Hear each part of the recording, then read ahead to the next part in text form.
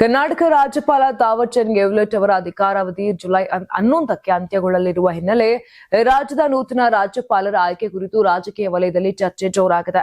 ಈ ಸ್ಥಾನಕ್ಕೆ ಬಿಜೆಪಿಯ ಹಿರಿಯ ನಾಯಕಿ ಹಾಗೂ ಮಾಜಿ ಕೇಂದ್ರ ಸಚಿವೆ ಉಮಾ ಭಾರತಿ ಅವರನ್ನ ನೇಮಕ ಮಾಡುವ ಸಾಧ್ಯತೆ ಇದೆ ಎಂಬ ಮಾತುಗಳು ಕೇಳಿಬರುತ್ತಿವೆ. ಆದರೆ ಈ ಬಗ್ಗೆ ಕೇಂದ್ರ ಸರ್ಕಾರ ಅಥವಾ ರಾಷ್ಟ್ರಪತಿ ಭವನದಿಂದ ಯಾವುದೇ ಅಧಿಕೃತ ಘೋಷಣೆ ಹೊರಬಿದ್ದಿಲ್ಲ. ಉಮಾ ಭಾರತಿ ಅವರಿಗೆ ಕರ್ನಾಟಕದೊಂದಿಗೆ ಹಳೆಯ ನಂಟಿದೆ. 1993ರಲ್ಲಿ ಹುಬ್ಬಳ್ಳಿಯ ಈದ್ಗಾ ಮೈದಾನದಲ್ಲಿ ರಾಷ್ಟ್ರಧ್ವಜ ಹೋರಾಟದಲ್ಲಿ ಅವರು ಸಕ್ರಿಯವಾಗಿ ಭಾಗವಹಿಸಿದ್ರು.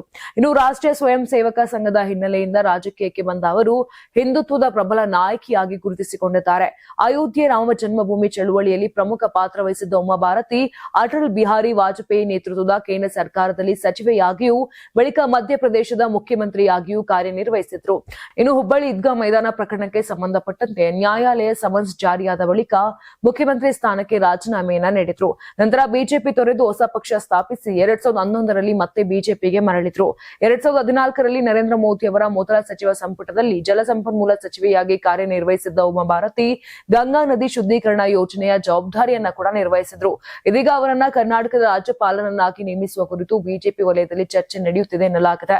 ಉಮಾ ಭಾರತಿ ಅವರನ್ನ ರಾಜ್ಯಪಾಲರನ್ನಾಗಿ ನೇಮಿಸುವ ಬಗ್ಗೆ ಇದುವರೆಗೆ ಯಾವುದೇ ಅಧಿಕೃತ ಮಾಹಿತಿ ಹೊರಬಿದ್ದಿಲ್ಲ. ಸದ್ಯ ತಾವರ್ ಚಂದ್ ಗೆಹ್ಲೋಟ್ ಅವರ ಅಧಿಕಾರಾವಧಿ ಮುಗಿದ ಬಳಿಕ ಕೇಂದ್ರ ಸರ್ಕಾರ ಯಾರನ್ನ ಕರ್ನಾಟಕದ ನೂತನ ರಾಜ್ಯಪಾಲರನ್ನಾಗಿ ನೇಮಿಸುತ್ತದೆ ಎಂಬುದರ ಬಗ್ಗೆ ಶೀಘ್ರದಲ್ಲೇ ಸ್ಪಷ್ಟ ಚಿತ್ರಣ ಸಿಗುವ ನಿರೀಕ್ಷೆ ಕೂಡ ಇದೆ.